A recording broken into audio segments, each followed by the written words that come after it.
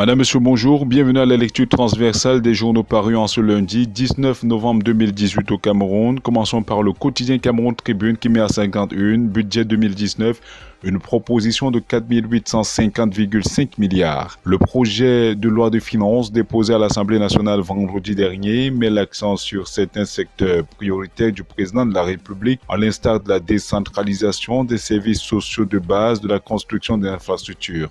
Attendu dans les prochains jours, la présentation du programme économique, financier, social et culturel par le Premier ministre. L'information est à lire en pages 6 et 7 de ce journal. Toujours un rapport à la loi des finances, Ecomatin met à sa grande une loi des finances des chiffres clés du budget 2019. Au moment où la session budgétaire bat son plein, un document interne au ministère des Finances fait état des projections budgétaires pour le prochain exercice et même jusqu'en 2020.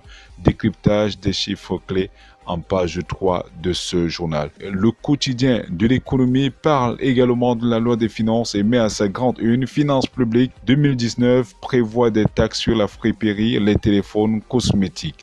Le projet de loi des finances en examen à l'Assemblée nationale est établi en recettes et en dépenses à la somme de 4 850,5 milliards de francs CFA, une hausse de 161 milliards à mobiliser dans plusieurs secteurs. Le quotidien Mutation fait également allusion à cette actualité et met à sa grande une loi des finances 2019, un budget sur le diktat du Fonds monétaire international. L'enveloppe globale s'élève à 4 850,5 milliards de francs CFA, soit une augmentation de 161 milliards de francs CFA. La pression fiscale est revue à la hausse en accord avec les prescriptions du Fonds monétaire international. Les impôts et taxes plus chers pour l'importation de la friperie, les produits cosmétiques, les boissons gazeuses et les véhicules d'occasion. L'information, vous la retrouverez en page 11 de ce journal. Parlons à présent de toute autre chose avec le quotidien Le Messager qui met à sa grande une rouleau compresseur, une trentaine de personnes dans le collimateur. Acteurs politiques, membres de la société civile, lanceurs d'alerte et autres leaders d'opinion, leurs noms figurent dans une liste noire en circulation dans les services intelligents et les réseaux sociaux. L'information, vous la retrouverez en page 4 de ce journal. Une actualité rédigée par Dimitri Amba. Toujours dans le quotidien Le Messager, on parle de la nécrologie avec un week-end mortifère à Yaoundé. Luc Assamba range son écharpe à venir avale son micro et vocation et témoignage. Toujours dans le quotidien Le Messager, on parle de l'Ordre national des avocats avec Maître Nyek Kamga qui va affronter les indépendantistes. L'élection au sein du barreau aura lieu samedi prochain à Douala. En attendant, revue complète des troupes en présence en page 7 de ce journal. Le quotidien La Nouvelle Expression met à sa grande une contestation de la présidentielle. Maurice Kamto accroît la pression. Le président du mouvement pour la renaissance du Cameroun est au siège de l'Union africaine à Addis Abeba, en Éthiopie. La formation politique a en outre accru des mesures de contestation. Vous retrouverez cette information en page 3. Toujours dans le quotidien La Nouvelle Expression, on parle de la conférence anglophone et le journal titre « Les sécessionnistes intimident Simon Mouzou ». L'homme qui s'est retiré depuis quelques jours de l'organisation de la conférence générale anglophone pour la résolution de la crise a fait des révélations à la presse. L'information est à retrouver en page 2. Toujours dans le quotidien La Nouvelle Expression, on parle de lueur et de désespoir avec Maître Akire Mouna qui a saisi l'occasion du sommet sur la paix à Paris pour interpeller les grands de ce monde sur la tragédie qui se noue au nord-ouest et au sud-ouest du Cameroun. Et on titre « Quel destin pour la zone anglophone ». Toujours dans ce journal, vous retrouverez d'autres actualités et un trait au don présidentiel avec les cadeaux de Paul Biya. Dans le reste de l'actualité, Cameroun Tribune met en manchette à sa une Adama Roy, Tignière au bon soin du Sérac. La caravane de l'association caritative fondée par la première dame Chantal Biya a remis de nombreux dons aux populations du département du Faro et Déo samedi dernier. L'information avec les images, vous les retrouverez en page 16 et 17 de ce journal. Le journal Essingan parle de la réélection de Paul Biya et titre à sa grande une « Assassinat et attaque ciblée contre les bêtis ». Des journalistes, artistes et le porte-parole de l'archevêque de Yaoundé parmi les victimes. Dans ce journal, on retrouvera une autre information et un trait au mouvement pour la renaissance du Cameroun et on peut lire au cœur de l'incubation du tribalisme, itinéraire des militants et anciens cadres du parti originaire du centre, sud et est. Le journal Intégration, la tribune des communautés, parle également de la conférence générale anglophone. La conférence aura lieu les 21 et 22 novembre prochains du côté de Buea. Le quotidien Info Matin titre à sa grande une: transport aérien Camarco prend l'envol des grandes opportunités de la vie des observateurs.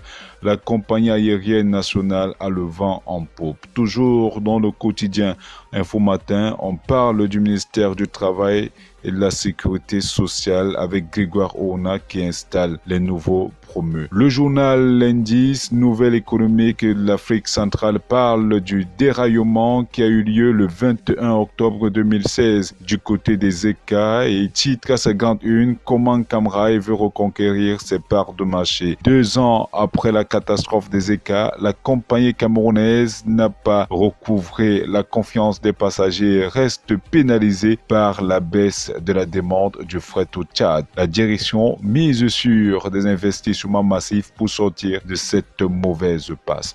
Le journal L'Essentiel pour sa part parle de la CAN 2019 et titre: mobilisation, Samuel Eto'o contribuera au succès de la CAN. Concert géant regroupant des artistes locaux et internationaux, soirée de gala pour la collecte des fonds en faveur des programmes sociaux destinés aux jeunes, match de gala regroupant des vedettes internationales du football, lancement de la construction d'infrastructures de proximité. Voilà ce qu'on peut retrouver en page 3 de ce journal. Toujours dans ce journal, on peut retrouver notre information concernant Synergie africaine avec un titre assez intéressant. La grande une: 16 ans au service du bien-être des populations. La météo hebdomadaire met à sa grande une: tourisme et urbanisation, les bras morts de la CAN s'agissant de Bello Bouba Maïgari et du ministre Jean-Claude Mbouin. Ils sont nombreux les observateurs qui se demandent quel visage aura les villes camerounaises en général et le site d'accueil des pôles de la Coupe d'Afrique des Nations de football en particulier.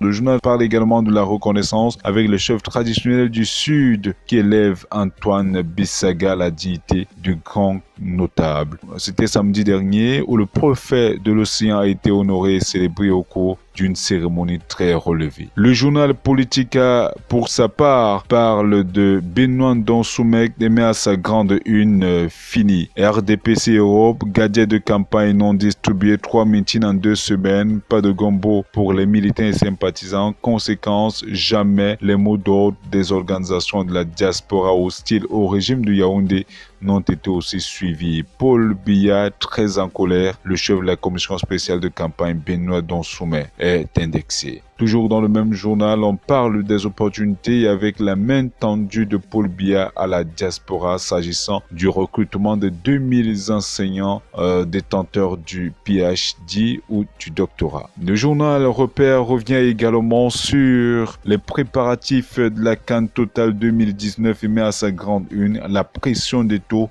sur le Cameroun et la CAF. Le journal La Voix du Centre hebdomadaire titre: conférence générale anglophone, la dernière communion du cardinal Christian Tomio Camerounais à l'initiative du prélat qui a associé d'autres obédiences religieuses. La All Conference anglophone se tiendra du 21 au 22 novembre prochain à Buea pour formaliser les revendications des Camerounais anglophones à présenter au gouvernement et autres composants de la société dans la perspective d'un dialogue national de résolution de la crise séparatiste qui secoue le nord-ouest et le sud-ouest depuis 2016. Vous retrouverez l'information en page 9 de ce journal. Madame, Messieurs, c'est ici que nous mettons un terme à cette revue qualitative des journaux parus en ce 19 novembre 2018. Rendez-vous dans les kiosques.